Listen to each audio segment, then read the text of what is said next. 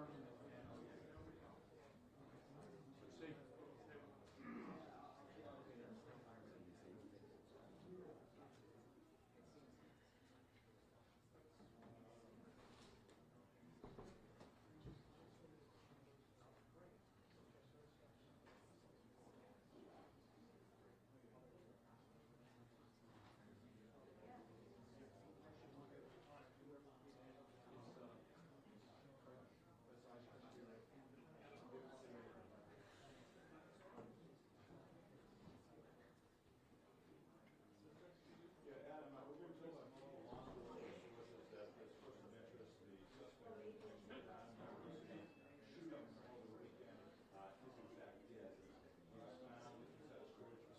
Salem, Hampshire, a short time ago, and we are expecting to hear from authorities here in Prosecution within the next few minutes, in less than 10 minutes from now. But we can tell you that according to our sources, when you sort of leave those flyers, you didn't want to get anyone in harm's way, because you were explaining earlier, one of the things that they were doing was the most tactical sign that we all have to and you mentioned our sources was also telling us that the vehicle involved with this organization was happening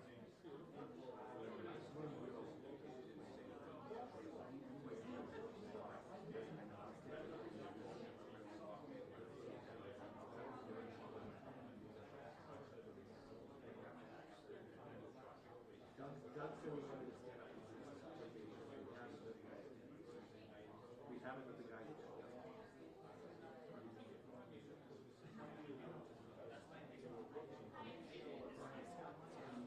Right.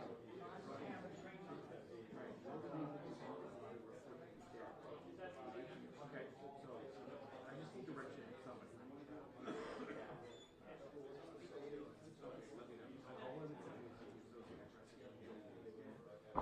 They're walking in and I'll sit down.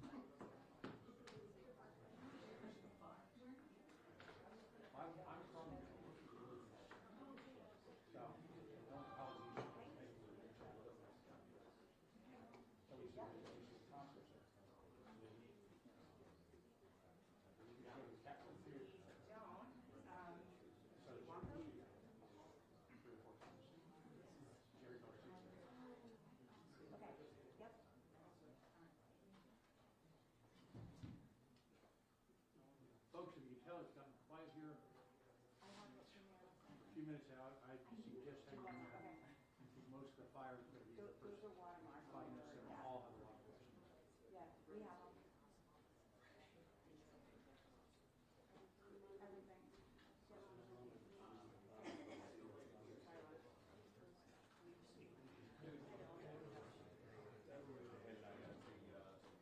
Everything.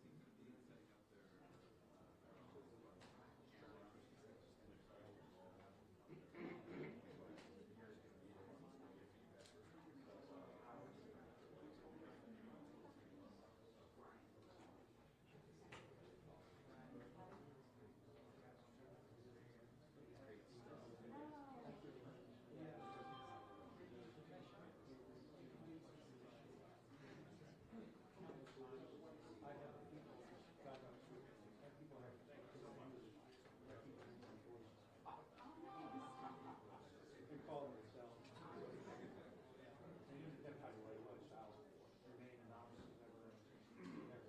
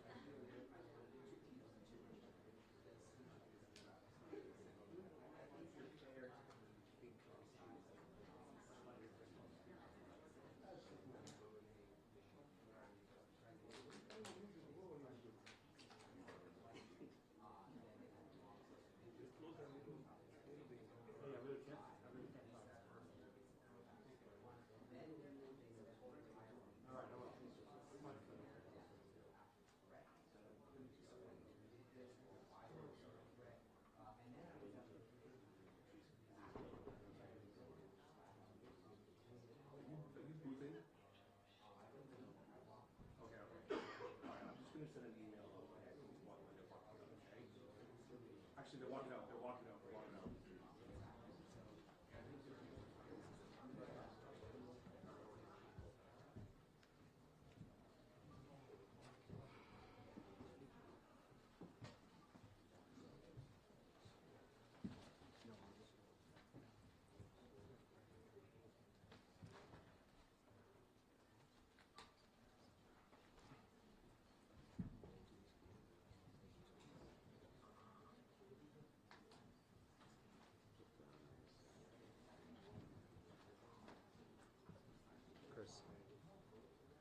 Chris, come over to this side.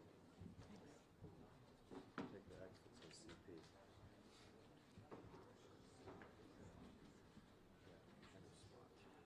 Yes, sir. We got everybody?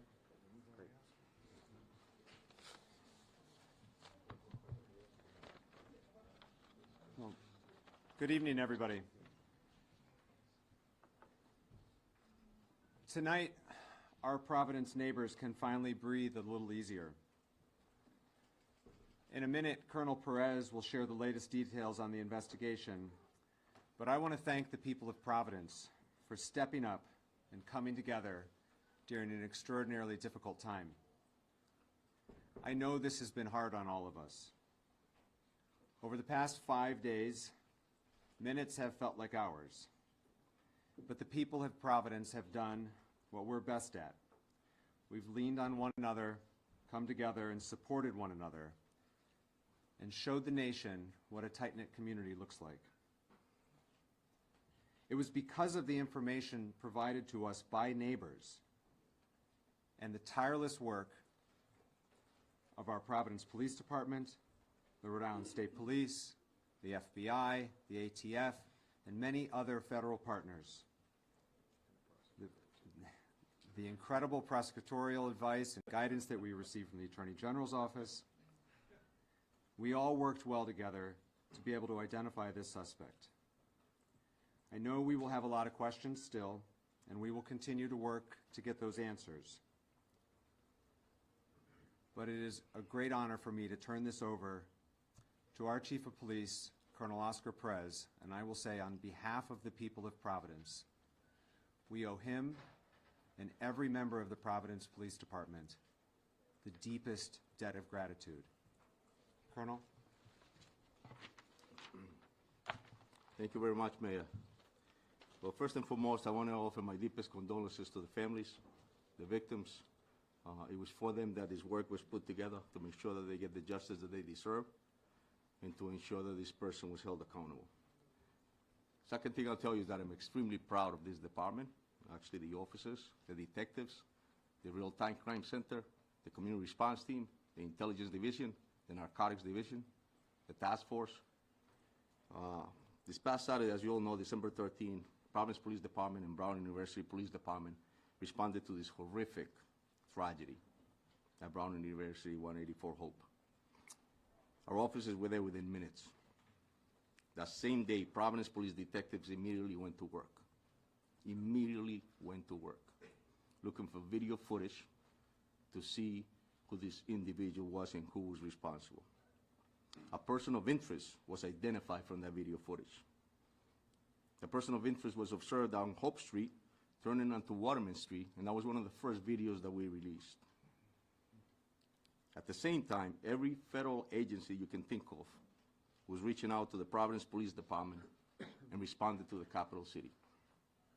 Images were shared with media within hours. Persons of interest it was the same individual that has been the focus of this investigation since the beginning.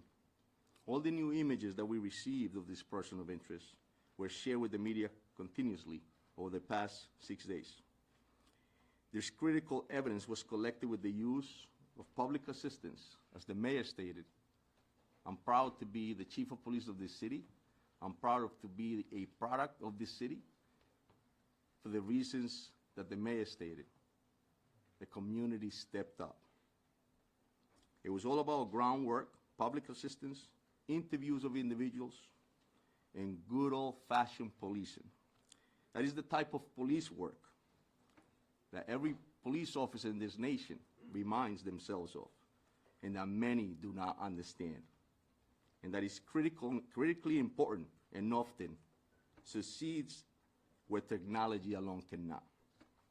We looked at financial records, we looked at video footages, and in the specific incident, it was actually a video that provided us with a description of a vehicle. That was corroborated through a tip that was received to the tip center. That room was packed with detectives, agents, receiving calls on a daily basis. We started early and left late. Then Flock and the LPR was able to provide us with this description of this vehicle. That vehicle was picked up by Flock, which led us to a car rental place in Massachusetts. Through that, the agents and their work as well were able to get us footage of this individual, as well as a copy of the agreement which provided his real name. The video of that subject matched the description of that person of interest that this police department was desperate to put handcuffs on. That individual was identified as Claudio Neves Valenti, date of birth, and he was a 48-year-old man. He was a Brown student, he was a Portuguese national, and his last known address was in Miami, Florida. And I will tell you that he took his own life tonight. We have members of the Providence Police Department up in Salem, New Hampshire, and we also have the BCI unit. Obviously, the FBI and their evidence recovery unit is up there, so the process is being conducted as we speak. And it goes without saying that I would like to personally thank the efforts again of the Providence Police Department, the Rhode Island State Police, the Rhode Island Attorney General, the FBI, the ATF, HSI, the U.S. Marshals, IRS, DEA, Secret Service, and NCIS. There is no way that we could have done this by ourselves. In this nation, when horrific incidents like this happen, law enforcement steps up. Thank you very much. Thank you, Colonel. General Arona? Thank you. Thank you, Mayor. You know, I would describe the emotions on the investigative team, including our prosecutors and the agents, detectives from both state police, Providence, as mixed.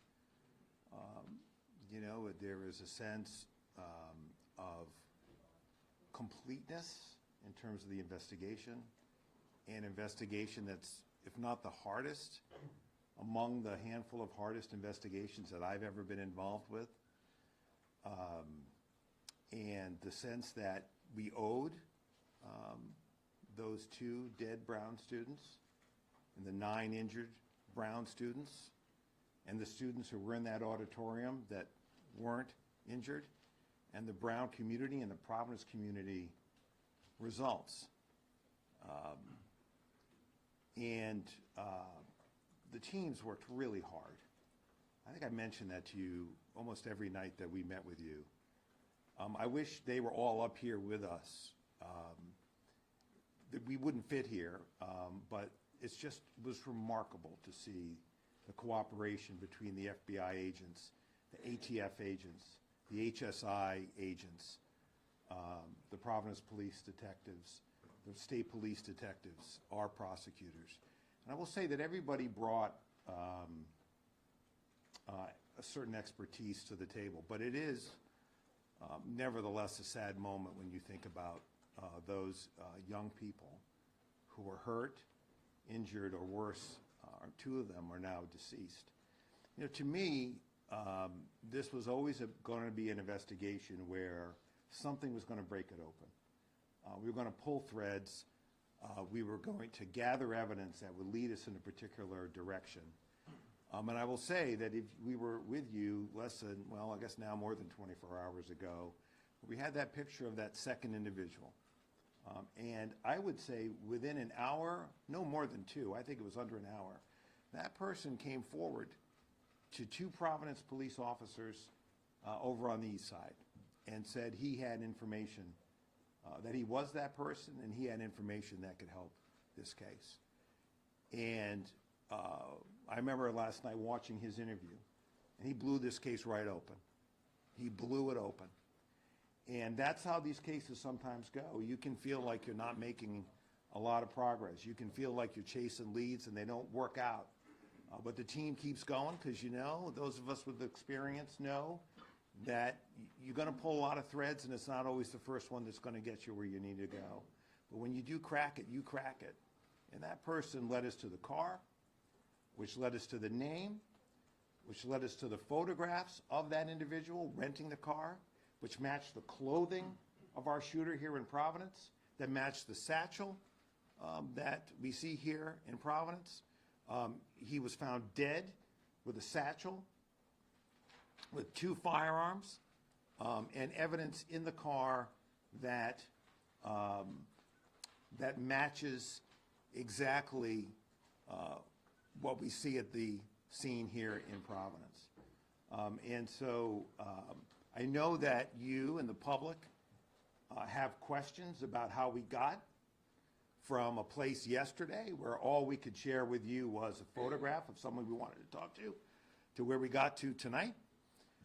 And so we got a state arrest warrant for murder today that was signed by a district court judge for this individual.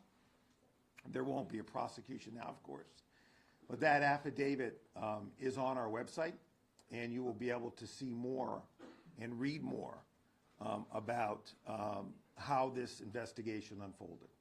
I won't get you all the way there because there are some things that happened afterwards which led us to this suspect's body in New Hampshire. But it will, I think, tell you, give you a sense of the work that went into this by the line prosecutors and the line agents and detectives from the agencies that work so well together. So, you know, as I said, it's with mixed emotions. It is unimaginable, the pain that the parents and families of the deceased are feeling tonight and will feel undoubtedly for quite a while. But I hope that by bringing this person to justice, that we can at least give them the beginnings of some measure of closure. And I want to thank you all for your patience with me when I got a little testy with some of you. Those of you who know me from Rhode Island, you know that's my nature. So I really want to thank you for your patience. Thank you. Thank you, General. As has been said several times, the partnership with the FBI was invaluable. And so it's a pleasure to introduce Special Agent in Charge of FBI, Ted Dox. Thank you, Mayor, and good evening. My name is Ted Dox, Special Agent in Charge of FBI Boston. We got him. Shortly before 9 o'clock tonight, the FBI SWAT team executed court-authorized search warrants at a storage unit facility in Hampshire Road in Salem, New Hampshire. This is where we located Claudio Neves Valente, the individual who we believe was responsible for the Brown shooting. The latest developments in an intense 5-day manhunt, and as a result of an incredible amount of work dedicated by the law enforcement team standing here before you tonight.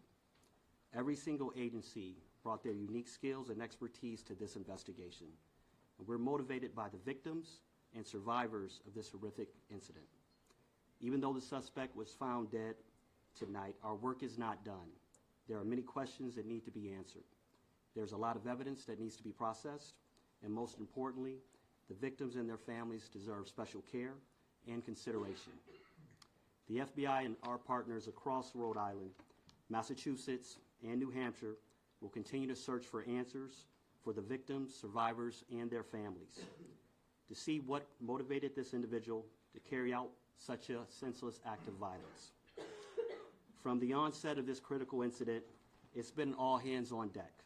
The FBI deployed approximately 500 special agents, analysts, task force officers, and support personnel to assist our partners in this investigation.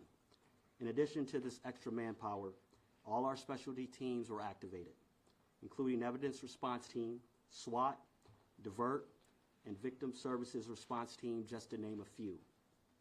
A special thanks to you, the media, as well as to the community. My sincere thanks to Colonel Perez, Colonel Weaver, AG Nerona, Brown University PD, and all of our partners. This was truly a team effort. Thank you. Thank you. Another critical partner at every step along the way was the ATF. I'd like to introduce Special Agent in Charge of the ATF, Tom Greco. Good evening. My name is Tom Greco, the Special Agent in Charge of ATF Boston. From the moment 911 reports of the shooting at Brown University came through, there's been an around-the-clock effort to identify the perpetrator and to protect the community.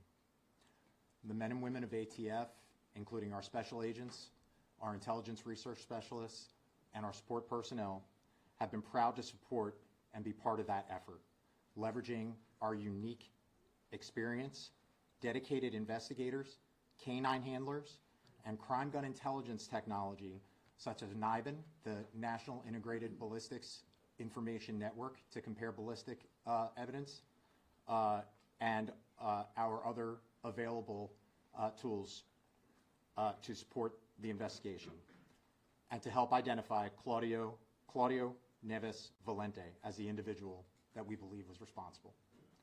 ATF's mission, first and foremost, is to protect communities from violent crime. Each individual in this country deserves to live in peace and security in their homes, in their schools, in their places of worship, and in the streets.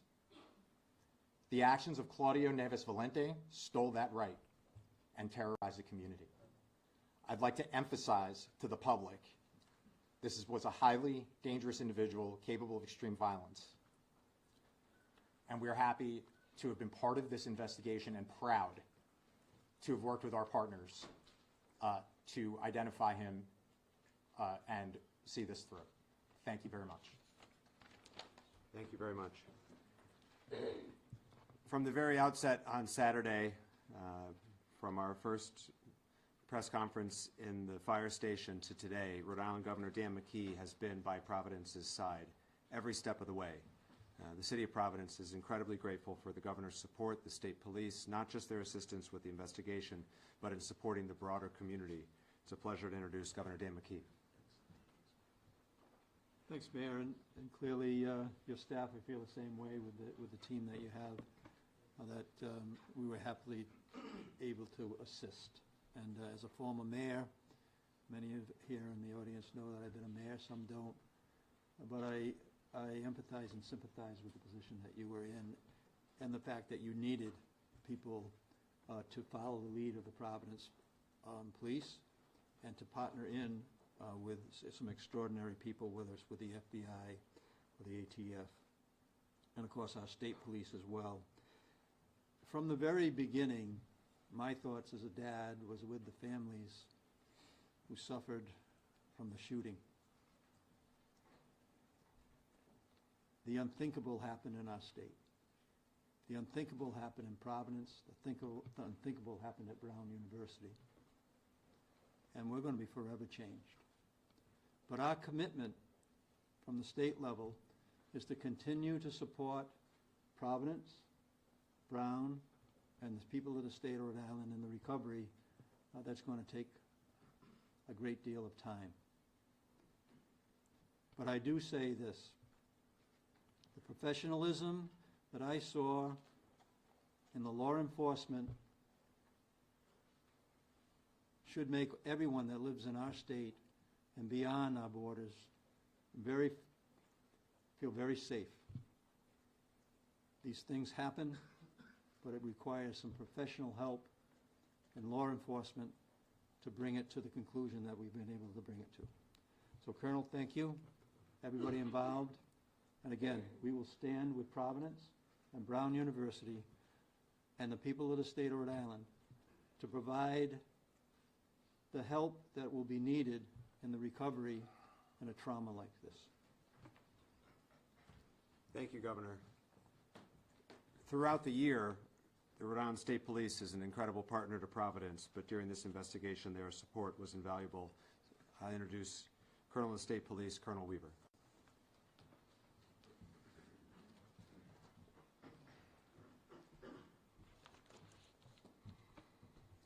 My name is Colonel Darnell Weaver, the Superintendent of the Rhode Island State Police. I want to begin by recognizing the excellent and exceptional efforts of the Providence Police Department and Colonel Oscar Perez. From the very first moments of this investigation, the Providence Police Department has worked collaboratively and relentlessly day and night on this investigation while protecting our capital city. Their detectives followed facts, developed evidence, and pursued every credible lead. Colonel Perez's leadership has been steady and decisive, focused on identifying the person responsible for this tragedy.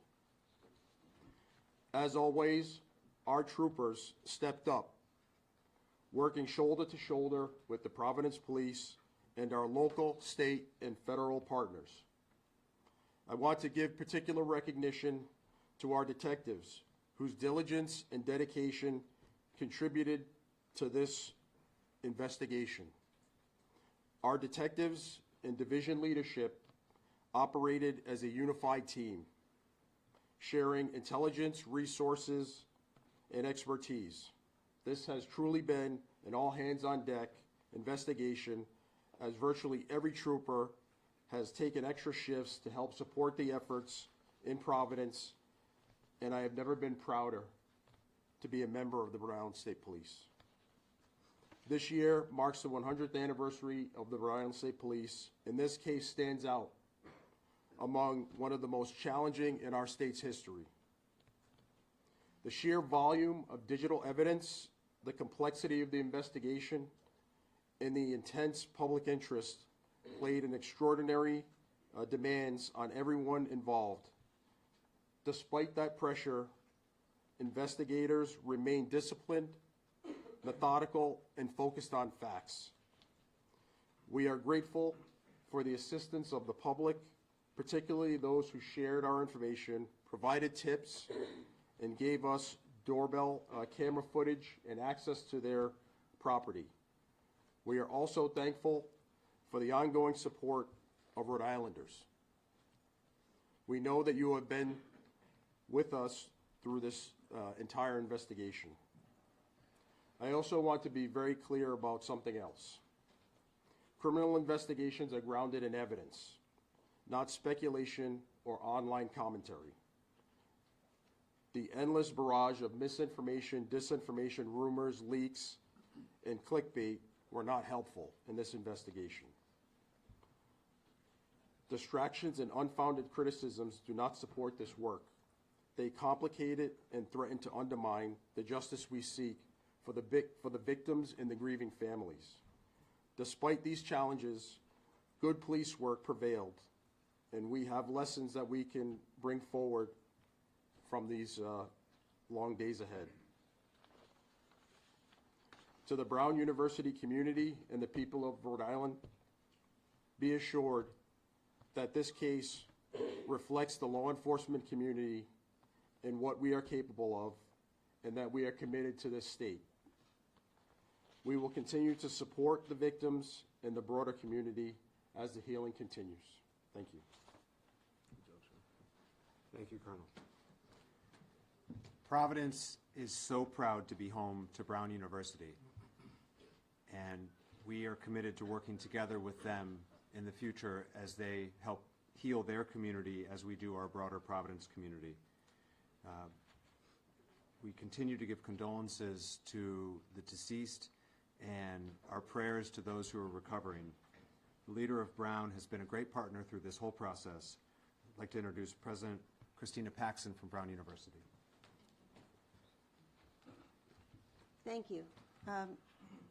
You know, nothing can really fully bring closure to the lives that have been shattered over the past week, but this may allow our community to move forward and begin a path of repair and recovery and healing.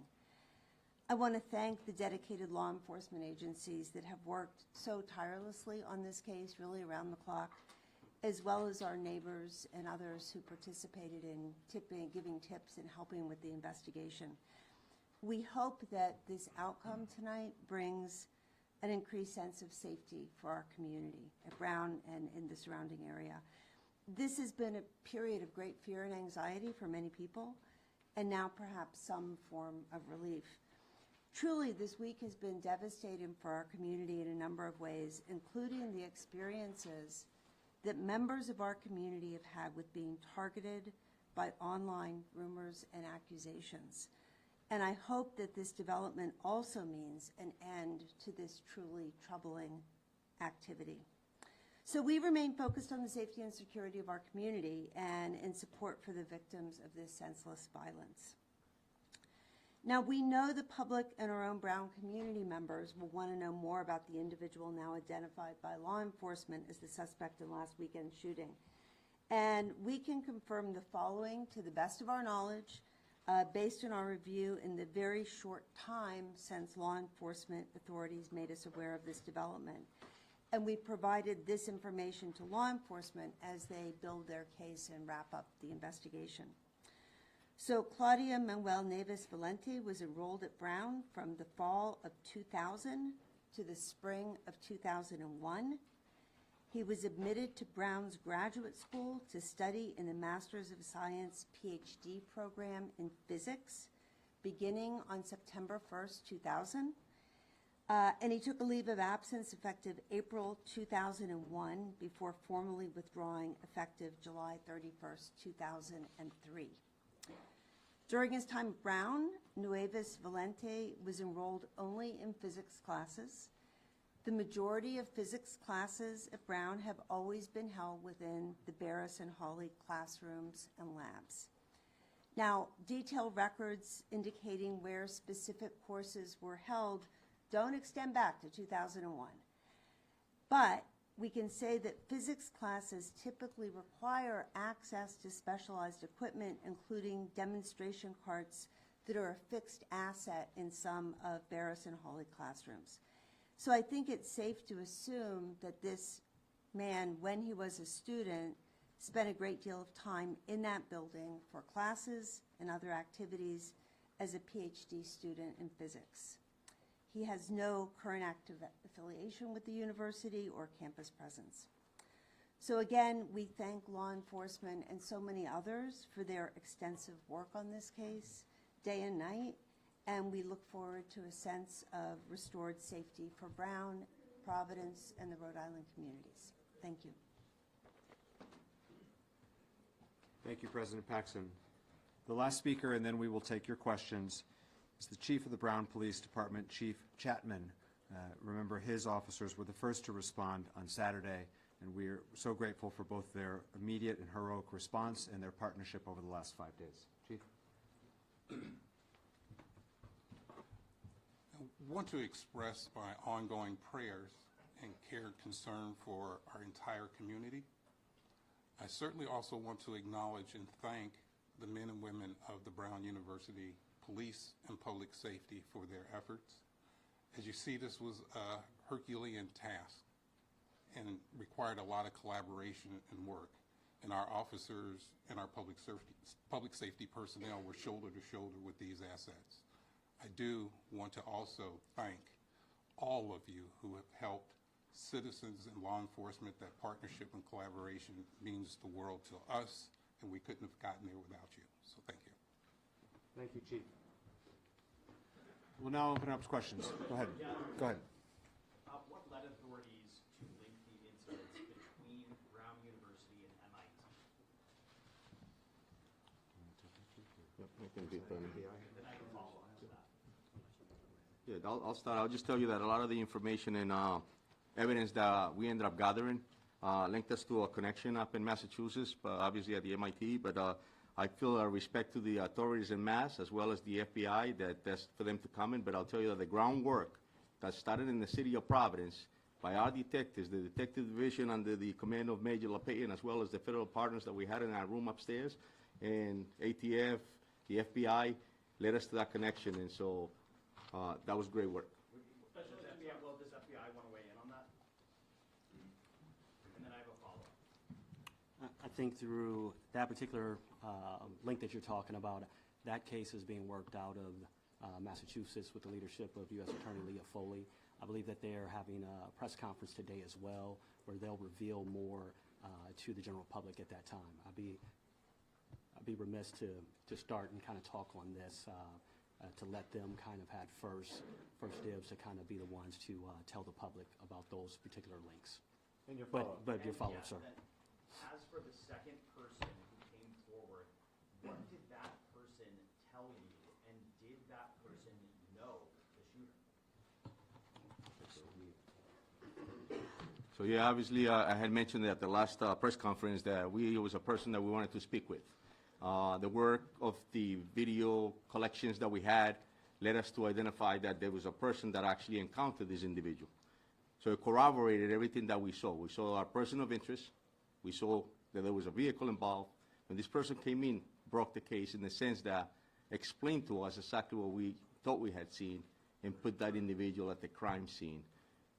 Obviously, that was that was the break, because we knew that we were in the right direction to ensure that we were going after this individual, but obviously took his life. Go ahead. Steve? Thank you, Mayor.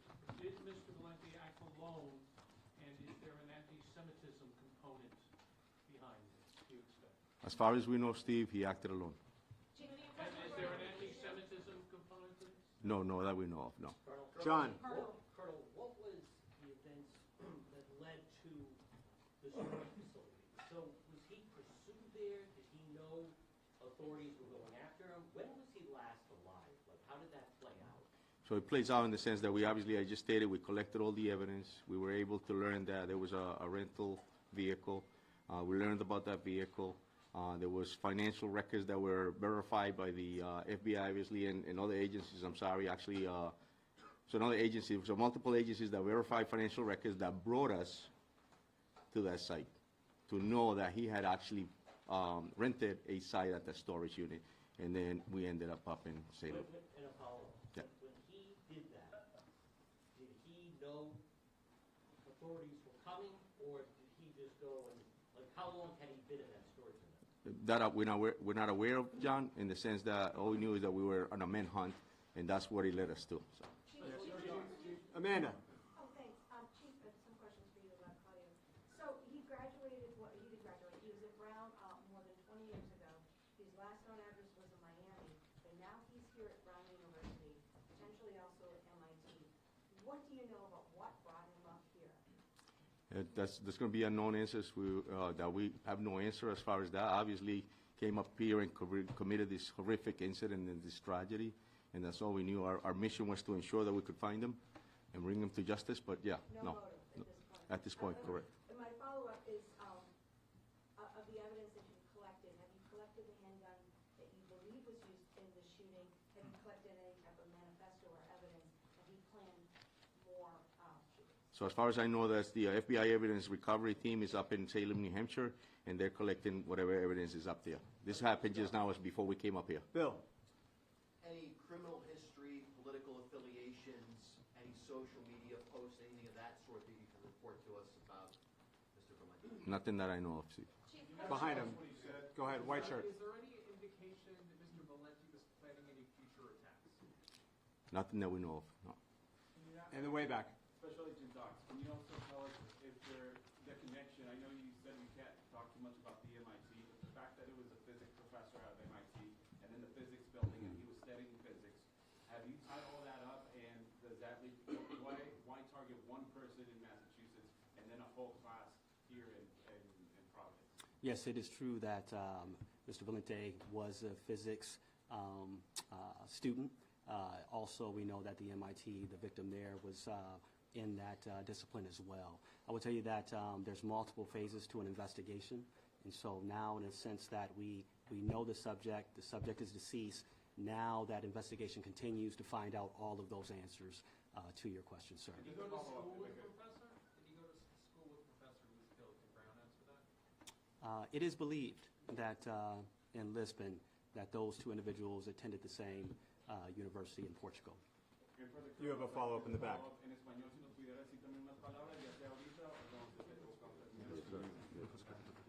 Muy poquito. Go for it. Sorry, empiezo desde el principio. Lo que nos pueda resumir acerca del caso, ¿qué fue lo que conllevó a que ustedes pudieran dar con el paradero del sospechoso y las conexiones que tuvieron? ¿Cómo llegaron a rastrearlo y más que nada a qué atribuye todo esto? So the question was if I can briefly explain how we got to this individual and what occurred. So, verdaderamente lo que pasó, obviamente el incidente del sábado 13 nos llevó a tomar evidencias, colectar evidencias de videos, de informaciones, y expliqué que es muy importante el trabajo de los policías y los detectives en el piso, haciendo el trabajo duro, recolectando videos, recolectando testimonios. En este tipo de casos recibimos información, obviamente, de los videos que colectamos. Nos dimos cuenta que había un vehículo de interés y una persona de interés desde el principio. Eso nos llevó a después informarnos de la placa del carro, la descripción del carro, y eso nos llevó a darnos cuenta de que esa persona había rentado el vehículo en una compañía en Massachusetts. Después de que fuimos a Massachusetts, cogimos videos de la persona, Esa persona era en la misma descripciones de la persona de interés de nosotros acá en la ciudad de Providence. De ahí pasamos con los agentes federales a investigar un poco más y llegamos a los récords financieros que nos llevó a Salem, New Hampshire, en esta noche. Allá hubo una entrada táctica del equipo del FBI y encontramos que esta persona se había quitado la vida ellos mismos. Ahora estamos investigando más si hay algo que necesitamos saber más de él. Alex. Colonel, or is there a note or manifesto of some kind, and is that providing any information about a motive or anything that they might have done in the investigation? Again, the FBI recovery team and forensics are up in Salem, New Hampshire. At this point, we don't have any of that. Any indication of why now? What's the significance behind why this happened on Saturday? That we don't know. Yeah, I don't think we know the answer to that question. I think there's a lot of unknowns with respect to motive. I mean, I think that the real issue here is the key was to identify this person, as we talked about yesterday.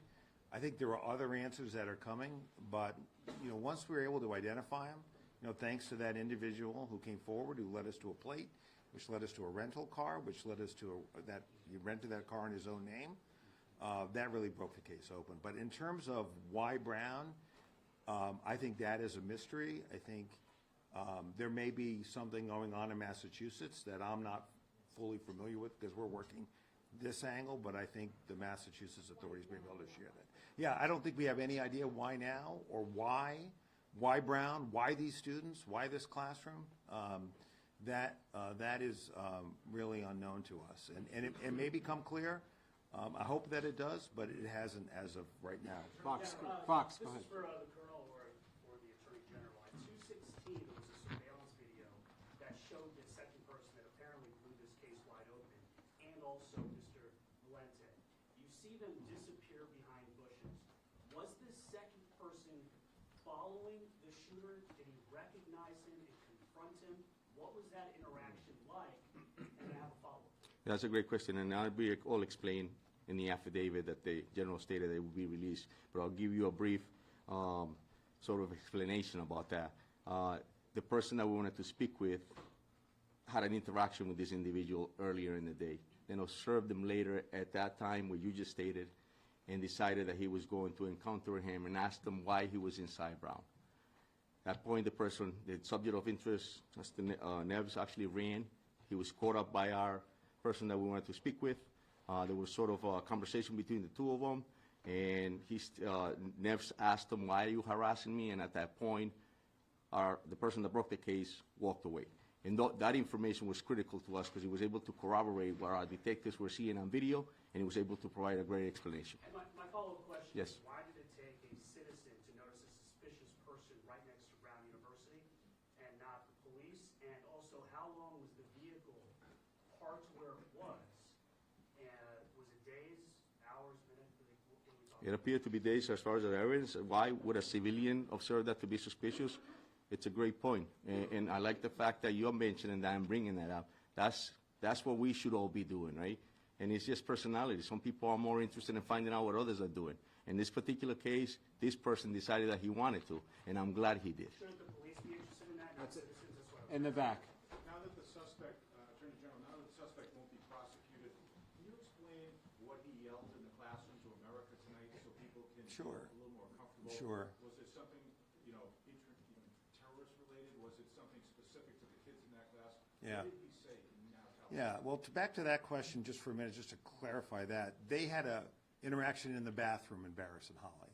So, I don't know, the Providence Police is obviously not going to patrol Barris and Holly. That's a question frankly, for Brown and their police department. So they had an interaction there, and then our citizen, followed him out because to him, as he explained it to us, this guy did not belong there. And so that's why he followed him out. In terms of what was said, I don't know any more today than what I told you yesterday, or the day before. There are some witnesses who said he said nothing. There are some that say he made a barking noise. Don't ask me. I don't know why. And that's it. There is no other spoken word beyond that we are aware of as we stand before you tonight. And we have spoken to everybody that we have been able to locate who's been inside that building. And just to the special agent in charge, my follow-up question is, can you just be clear to the people in Massachusetts, and I know you said the people in Norfolk County and investigators in Mass, but you did say a few days ago that you talked to the colonel of the state police and said I did. there's no connection between Brookline and what happened here in Rhode Island. But now you're saying there was a connection, so are you saying that he shot up Brown University, then 2 days later he was at this house in Brookline to shoot this MIT professor, and then he just drove up to Salem, New Hampshire for no reason? How did he get into a storage facility? No, I think that's a great question. My actual statement was that we didn't see a connection at that time. But absolutely, I spoke to the colonel. Right now, that case is being presided over by U.S. Attorney Leah Foley. They're having a press conference at 10 o'clock tonight, I believe. I think at that time, they will speak to that particular case. I would be getting a little bit ahead of my skis if I spoke to that case without consultation with Leah Foley and her team, as we've been in the trenches working this up to the minute today, sir. I guess 2 days ago you didn't know they were connected, now you're saying they appear to be. Yes, and that's how cases often go. I would say at that time, when that question was asked of me, there was no indication of a link at that time. As we've talked throughout this week, these breadcrumbs develop, and we'll see what she has to say today at 10 p.m. Yeah, if I could just, I just want to jump in here on that, please. I just want to jump in here on that because it's a good question, it's an important one. So just to put everyone's mind at ease who's listening now, he didn't just drive to some random storage area. We found records with the help of the FBI and others that was his storage area. So he rented a car in Boston. He drove it. We were able to find that car in New Hampshire. We were able to find evidence in the car from looking at it from the outside that connected this individual to our crime scene here in Rhode Island. We were able to find visual evidence of him inside that storage facility, which, in my judgment, matches him to the Massachusetts scene. So you'll hear more, as the special agent said, but there is no question that was his storage unit, that he had a particular car, that we found that car because of this citizen coming forward and giving us a description of the car, and then our individual who came forward, we knew he was telling the truth because we could see it on the videotape. And so that was a series of things that broke this case, and that led us to Salem, where the suspect was found dead. Steph. Believed to be living in Miami. Did he fly here at some point? How long was he in Providence for, and when did he obtain the guns? Go ahead. Yeah, he did, like I said, it'll be in the affidavit, but he did fly into Providence, I believe, early October, I believe. That's the right date. And what was the other question? I'm sorry, Steph. Did he buy the guns here, or did he get the guns? So I'm sorry, I can't answer. We don't know the answer to that, Steph, as we stand here right now. Okay, he can't fly with them, so assuming he got them sometime after he arrived? Well, that's possible. What we do know is that he was moving around New England in that October, November, and December area. You remember, we just we know that there's a body in New Hampshire. We know that there are guns at the scene. It still remains to be examined, comparing those guns to the ballistics evidence we have in Rhode Island, and I imagine they'll do that in Massachusetts, but again, that's somebody else's investigation. And then, of course, we want to make sure that we match the DNA. But we are 100% confident that this is our target, and that this case is closed from a perspective of pursuing people involved. And Steph, just to add, I think Special Agent Doc stated, obviously we didn't know who he was. And so it's very difficult to know what a person did prior without any knowledge of who that person is. Dan. Can I just ask Special Agent this question? It sounds like from everything everybody's saying that the person who came forward to speak to you is kind of a hero in this story in a lot of ways. Absolutely. We know that there's a $50,000 reward. Did he get the reward? You know, I will say that in this particular situation, that individual will likely get absolutely some aspect out of that award. We've had a lot of other tips, I will tell you as well, that have come in from the public. And so I don't deal typically with the distribution of those rewards. But I mean, it would be logical to think that absolutely that individual would be entitled to some of that reward. Yes, sir. Second row, red shirt. Go ahead. Yeah, you. Thank you. Fox News Digital, do we know when or how the suspects left Providence? For the colonel. Well, we know he left Providence and committed a homicide in another state. And that, but we don't know. I'm sorry. How did he leave? No, do we know when he left Providence? Yeah, when he left. That's what as far as we know that he left, but we didn't. I believe his last activity was obviously when we found out he was in another state committing another crime. Pat. Pat Ward, Coalition Radio. I'll throw this out to all of you with particular regards to the Brown University president. A recurring theme for the last few days has been an outreach, ultimately successful, to the people of Rhode Island and the people of New England to track this individual down. While at the same time, we've got this sort of passive-aggressive criticism of individuals who are being actively asked to engage via social media, who are wildly spreading rumors, some of which couldn't have possibly emanated anywhere than law enforcement. And I do have a follow-up. So would anyone like to respond to that? I mean, it's kind of condescending to a lot of people. I know, Governor, if you're confused, that's not uncommon. But All right, that's uncalled for. All right, we're moving on. Current. No, current. Came forward with the case-breaking tip. Was that information originally posted online, or was that person encouraged to come forward based on what people online? Correct. There was a tip that was placed online, and obviously we were doing our due diligence to find out who that tipster was. And then we were able to identify this person who we wanted to speak with, and then we learned that person was actually the same person that put the tip on that up that you're just speaking about. Brian. I'm sorry? Does that person live in the area? It was the same person that we brought into the police station to speak with. The images Brian. that you showed at the beginning, where you can see Mr.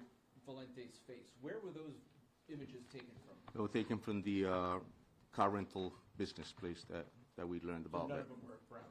No. President Paxson, if you could, the situation is described that you had the suspected gunman and this other person had an encounter in the engineering building hours before the shooting. I had been told by an employee that there had been concerns raised at Brown previously about people getting in the building. Have you heard those, and was anything done to address those concerns about people getting into the building? Yeah, I mean, that's a really good question. I think we're going to have to look back and say, you know, we don't know how this person got in. We don't know when they came in. We do know that the building was unlocked that day for exams, and that's something we're going to have to look into. Had you heard concerns from staff members in the past I about have security not at the building? personally heard concerns, but, yeah. Dan. President Paxson, Dan Janney from NBC 10. I want to go back to the question I asked you Saturday night when I first arrived on the scene. There were no cameras in this building. And law enforcement, some that are standing up behind you, have said if Brown had cameras in that part of the building, we would have gotten this guy. And it may have stopped this swirling action. Can you answer that question for me? Well, I don't think we have said the locations of cameras at Brown. But there's no cameras in that building because why would they take it from a rental car agency? We have 1,200 cameras at Brown. But not in that building. We have some in that building. It's a large complex. And I think what you would see is the video evidence in this case, from my perspective, I'm not a law enforcement agent, has been incredibly helpful. The moving of the person around the neighborhood, those video images, they help crack this case. So I think video was important. And as the Attorney General explained at a recent press conference, this individual was not spending his time on the Brown campus. He came into a building on the edge of the campus. He left. He was in the neighborhoods. The investigation focused on the neighborhoods. The video was there. And that was really, really instrumental in cracking the case. And but you can this ask them. And this is my follow-up, Madam President, if you'd stay at the podium. Yes, video played a big role in this case. The neighbor's video, the rental car video, but not the video from the building that he walked in freely both before when he got in the confrontation and when he came back in and decided to kill people. you didn't have cameras in that building. Just say it, so we can get this over it. And my next question is, will you put Dan, you got cameras one in, follow-up. will Yeah. you put the cameras in the building? Will Yeah. there be more cameras in that building? Yeah, you know, I think we need to look back, we'll look at everything that is done, but I do not think a lack of cameras in that building, it had anything to do with what happened there. And we will Thank go you, Madam forward. President. Thank you. Chris. Tom. Tom Quinlan, WPRO. Colonel Perez, I'm hearing from sources that the person that identified the shooter happened to be a homeless person that either lived around or inside that Barris and Holly building. Can you confirm more about this person for us? And then I have a follow-up for President Paxton. I'll tell you there was a person that was pretty attentive about his surroundings. I'll tell you there was a person that was very cooperative and helpful to this investigation. And I'll tell you that he was a great individual that actually assisted us in getting us to this point where we're at. I'll tell you that. He was, yes. I have to say, he was incredibly articulate, and his testimony, had we needed it, would not only have been credible, it would have been persuasive. He was as outstanding a witness as I've seen, and he deserves a lot of credit. You know, recognizing there's a gunman on the loose, that the gunman knows he had this interaction with him, and he didn't, once he knew that we were looking for his help, I mean, he came forward within an hour, and that person deserves a tremendous amount of credit. I don't know whether he's going to get the reward or not, but if I had a vote, he would. All right, Tom, you got to follow. Are you done? Go ahead. My question was for Chair Chapman, if you wouldn't mind. In October, the Brown Daily Herald reported that you had a vote of no confidence in your leadership, and students were concerned for their safety and the fact that you had prioritized desk jobs over having over field jobs and having more people patrolling the campus. Now, in light of this, do you accept any kind of responsibility for this? And now that we've given these prior warnings, are you going to reevaluate how the Brown Police operate in the future now, so this doesn't happen again and these students can feel more safe on campus when they return? Great. So as I stated earlier, I'm profoundly proud of the men and women of public safety and profoundly proud of our police department. We will continue with the heroic work that they've done and continue to work side by side with our partners. And everything else that comes with that is a continual effort to do what is best for the safety and security of our campus. But will you reassess how the people are allocated within your department? Every single day, we work and endeavor to keep our campus safe, whatever that entails and all that that entails.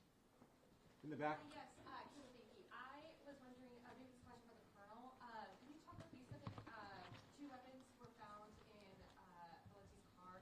Was that one of those weapons, the gun that was used to shoot here in Brown? Has that weapon been found? Can you speak to that? That's all part of this continuing investigation. This just, before we came downstairs, actually, as you all were watching, that was developing up in Salem, New Hampshire. Hold on a second. Yeah, those firearms were found at the deceased body, not in a car. So he killed himself inside the storage unit, and the firearms were found at his in the area of his thigh and in the area of his feet. It was not in a car. There was evidence that was observed from outside the car that matched our crime scenes, meaning mask, clothing, satchel, which you can see on that video. And there was a main plate over a Florida plate. This guy was changing plates. One of the reasons it was so hard to find was he knew what he was doing. He was changing plates. And so, you know, that's why the collective work of following and finding this car was made more difficult, because this guy was changing plates. So we got a main plate and we got a Florida plate on the same car in New Hampshire. Patrick. As he was a... Oh, I'm sorry. Especially. I was just going to add. Please. Tom Greco again from ATF. It's okay. As far as the ballistics evidence, I know that the last question concerned matching the guns found to the crime scene. As several people up here have said, this investigation is ongoing, and in many ways, in some ways, still just beginning. So those weapons that were found at the scene we will be using our tools such as NIBIN to compare the ballistic evidence to see if we have any matches. So we use those tools to rule things in and to rule them out as well. So we'll be following up on that throughout the remainder of the investigation. Patrick. Neves Valente was a Portuguese national. Under what status was he in the country, and how did he get into the country? Do we know at this point? I have a follow-up after that. You have that, Oscar? Yeah, I do. So as far as we know, he had a student visa. He had came in here with a student visa, and we also had learned that he had applied to get a green card. Do we know, sorry, and for President Paxson, does Brown have And any- Patrick, if I could just be clear on that, he got that lawful permanent resident status in September of 2017. Thank you, I was going to ask, but then, and for President Paxson, has Brown had any communication from Neves Valente in the period after he left until now? As far as I know, no. He has really gone off our radar. We will continue to cooperate with the police as they continue with the investigation to find anything we can find about him. But his last class that he took at Brown was in 2001. Straight back. Let's skip one. This question's for the Colonel or the Attorney General. If you hadn't focused on the wrong person of interest on day one, do you think the professor in Massachusetts could be alive? Well, from the beginning, I've told you that this investigation is extremely, extremely complex and intense. And so we used every resource as soon as we responded to the call. I stated that earlier. I'm proud of the men and women of this department. Yes, we did find somebody that we thought obviously was the person, but we continued on. We continued on investigating. We continued on canvassing the areas. We continued on with video. And that's why we ended up where we're at now. Yeah, if I could just jump in here, I just want to continue to answer that question. It's an important one, and the answer to that is this. And I tried to convey it a couple of days ago. We broke ourselves out into teams. So while the Providence team and the state police team and the ATF team were working here in Providence to follow up leads, develop whatever video evidence we can, which eventually led to all the steps that you've seen and are laid out in the affidavit, which is on our website, and it is multiple pages. You'll see the progression. So while the FBI were working Coventry, we were working here. Now, you may ask, well, what was it about Coventry that made us, for those of us who've been in law enforcement for a long time, why did we have to run that lead to ground? Here's why. When the FBI confronted him, initially, he was not cooperative. When they entered the room to secure it, there were guns in the room. One of them had a laser sight. The witnesses had told us there was a laser sight used in the course of the attack. Okay, we had to run that to ground. We couldn't just, not run that to ground. That was a very promising lead. But that's why you don't get over your skis about, and word choice is important. So while we had to test those ballistics and test the DNA off those guns, and that DNA ruled this guy out, okay? But we had to run that lead to ground. But while we're running that lead to ground over the course of Sunday, for the most part, if my memory's correct, we were working other leads, which eventually led us through a recreation by the great work of the team, including the marshals, by the way, that are up here. Movements, image of our cooperating witness comes in, and you've heard the rest. So, you know, this is the way these investigations work. You don't chase one and stop. We have chased more than one lead over the course of the last 4 to 5 days. There was one lead that we followed, didn't work out. There was another lead that we followed, didn't work out. There was another lead that we followed, didn't work out. So that's, at least in my mind, 5 different leads that one worked out, 4 didn't. But you're running them all down at the same time. So I can't offer any comfort in that regard, but I don't believe that we would have found this person any sooner, given the evidence that was available to us. No, way back. Can you say why it took so long to get the tipster's tip? It looks like he posted on Reddit on Monday and then said on Reddit that he told the FBI. Was it lost in the FBI's tip? We received the tip about that post and immediately acted on it. And so that's exactly what occurred. As soon as the tip came in, we had a tip center upstairs that was staffed, as I mentioned earlier, by detectives and agents. They were going through hundreds of tips that were coming in, hundreds. We were vetting them through, ruling them out, just like the general stated. We were making sure that whatever came in, we checked it to his entire to ensure that we weren't missing anything. And so when we got to that tip, obviously, it led us to that person that we wanted to speak with, and I told you the rest earlier. So. Yeah, and I just want to complete that too, because this is important.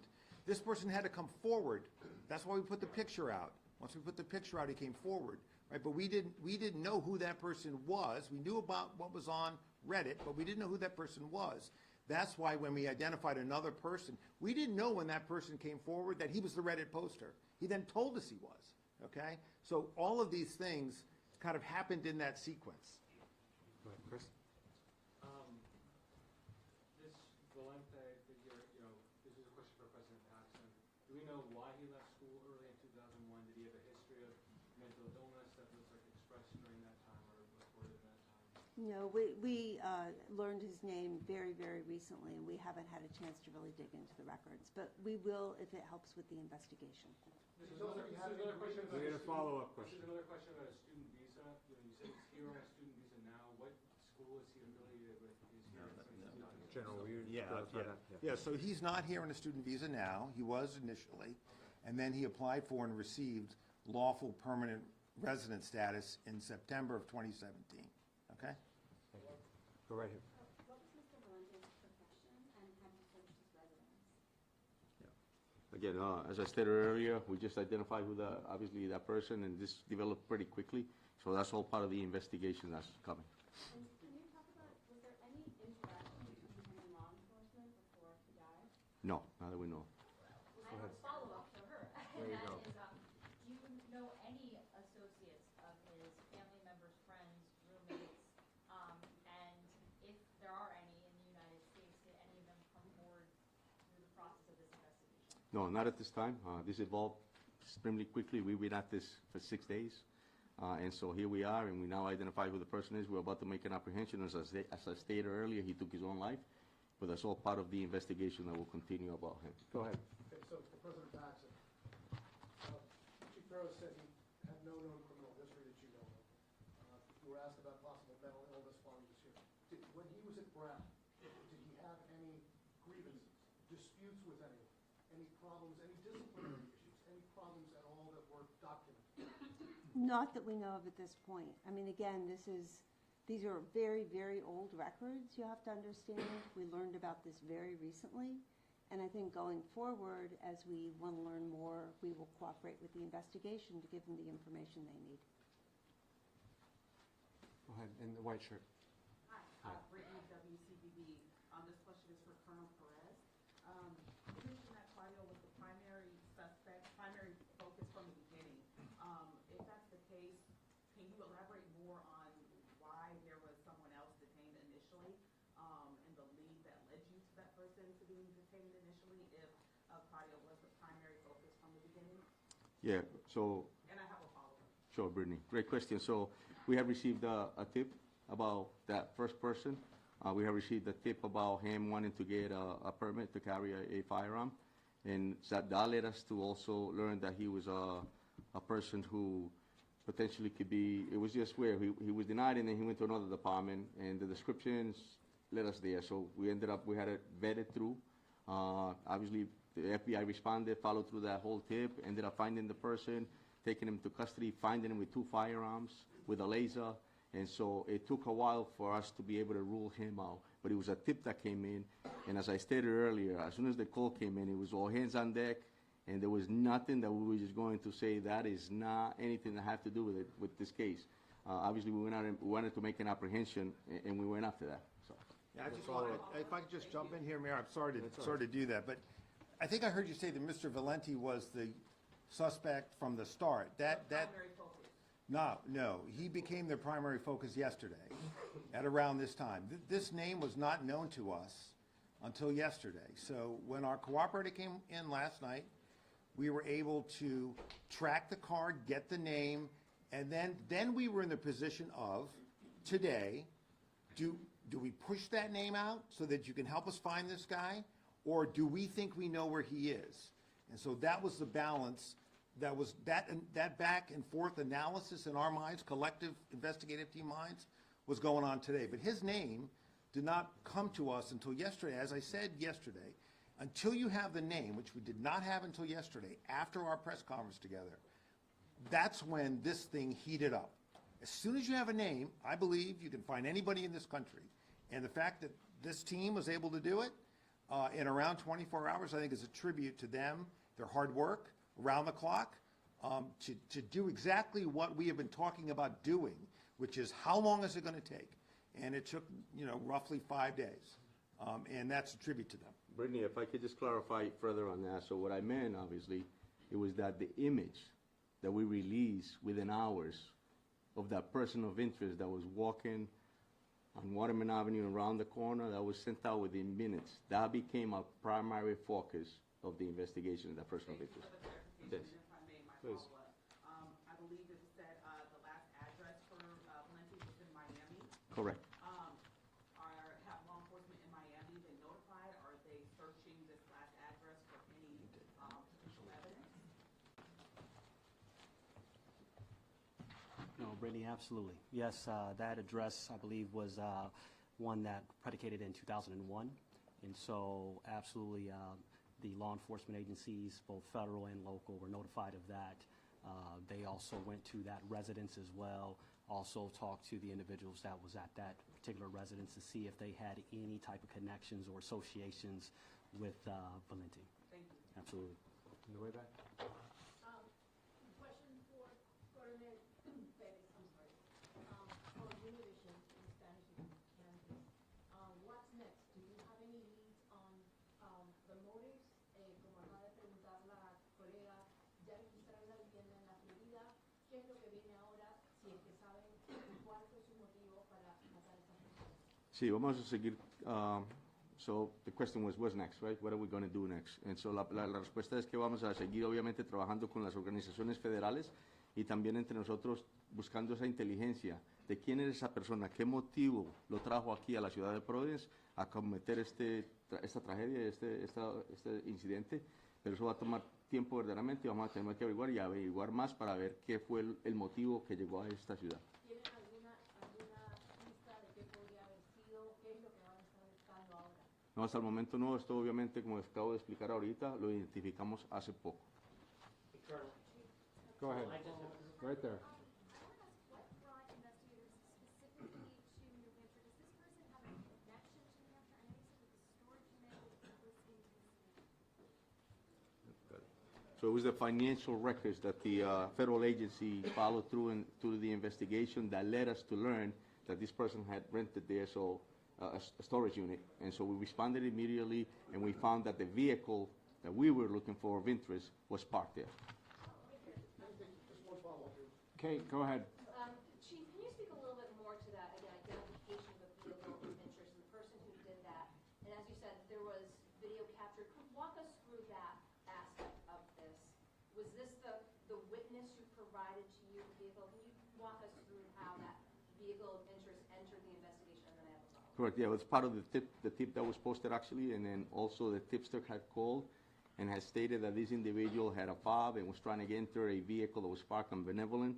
And so because of that, we obviously knew there was a vehicle and there was a description of a vehicle. When we brought him in, he collaborated further on that vehicle. We put it out through Flock, the description of it, and we learned that within that time period, there was only a certain amount of vehicles that came up with those description fit in it. So our detectives obviously stayed on that and ended up finding this vehicle with Florida plates, and that's how we ended up with that specific vehicle. Then we had learned that the vehicle also potentially could have changed their plates. And as I stated earlier, we were able to find the vehicle on Flock, actually get the actual plate, learn that it was a car rental, which brought us up to learn that, that we needed to learn more at the rental place about the individual, which we did.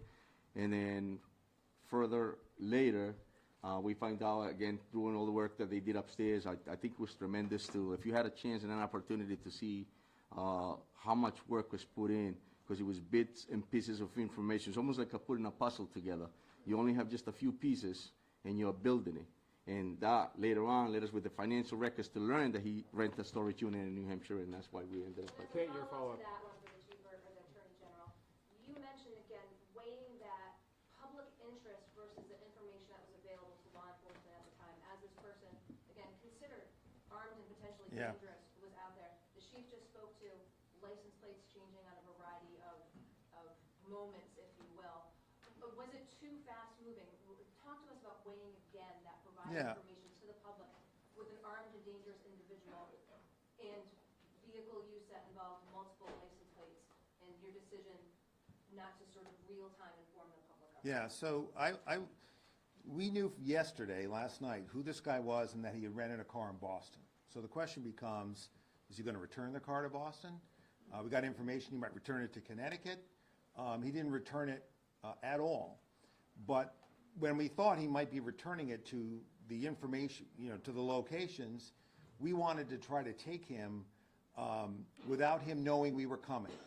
As soon as his name gets out there, he is going to be even more in the wind. And so the question becomes, if you think you might know where he is, right, eventually you find the storage unit, right, so you're following that up. But initially you think he might return the car to Boston on Atlantic Avenue, I believe, or in Connecticut, perhaps to board a flight somewhere. You're weighing, can I take this guy, because we know where he's going to be, and not alert him that we're coming.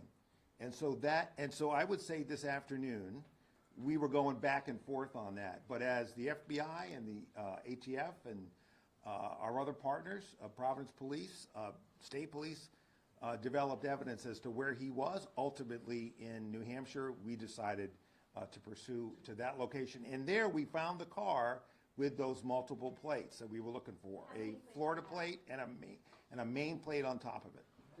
Right there, go ahead. That DNA evidence, where was that tested? And also the firearms examinations, we've had some trouble with the state lab here. Where were those? I just wanted to touch real quick, and I know ATF is going to be able to answer you that, but that's a great question, Mark. And the reason for that is because when the incident first happened, it was our BCI unit that responded and collected that DNA and protected the integrity of that DNA and sent it out. Thank you. The evidence collected, the DNA and the firearms were sent to the Connecticut State Police Lab. They had the best local capabilities to handle that type of evidence and do those type of examinations. Mark, you can follow up? You're good. Thank you. Wheeler, go ahead. So is there an understanding of how he got to get the rental car in Boston, or what his movements were in the days and weeks before the shooting? So if there's an understanding how he got to Boston to rent the car, is that? Yeah, like where was he in the days and the weeks before this? Yeah, so we're not sure about that, obviously, because we all started acting on this investigation when the incident happened, and that's when we started to follow through to learn more about it. So. And remember, we didn't have his name until last night, so I think we'll know more about his movements as we're able to track that name. But the critical thing was, once we knew his name, was where is he right now? Certainly, going backwards, we're going to want to know how he got into the country, when he got here, and all that. But today's mission was get him off the streets where he poses a danger to Rhode Islanders and ultimately the people of New England. How close was law enforcement to him when he took his own life? Were they closing in on him?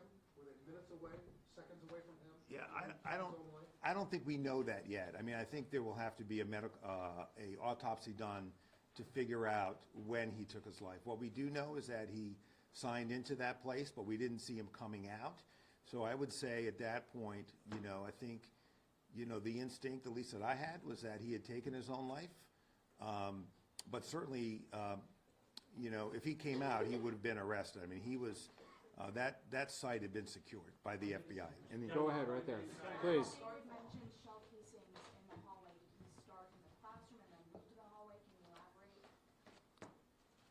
It looks like as soon as he entered, he started firing. We found over 44 rounds that were firing to the classroom, and that's all actually listed in the affidavit. I really want to have some respect for the family, for the victims and the students. I think that there is no reason for us to stand here and re-victimize anybody. If I was a father and I'm watching right now, I think it would re-victimize me even more. So I really want to pay some respect on some of the questions that you asked. If you. So, I'm going to end with one last. I'm going to end with one. How much money it costs this investigation? Brown going to reimburse the money to the city and the state, and she going to give some money to the gentleman, they give the license plate number, the homeless person. So- I think Brown is sold to give money to that person. Thank you for the question. I will say I can't speak for other agencies. On behalf of the City of Providence, we have not yet assessed what the cost of this investigation. Let me finish my answer. We have not yet, assessed what the cost. Ronaldo, we're done. Okay. Listen, one last positive announcement. As has been said multiple times, the investigation continues. I know there's lots of question around motive, and otherwise the individuals here are still hard at work. Yesterday, we gave an update with respect to the survivors. I'm happy to say that one condition was upgraded, and now all 6 survivors are in stable condition. It is important to not lose fact of the fact that 6 people are still in the hospital who I know would welcome our prayers. This has been a traumatic moment for our community. I hope that today's announcement starts the healing process and provides some closure for that. As the governor, I think, very eloquently stated, lots of people are going to leave town today, but the rest of us will all still be here, and we're going to have a long road ahead.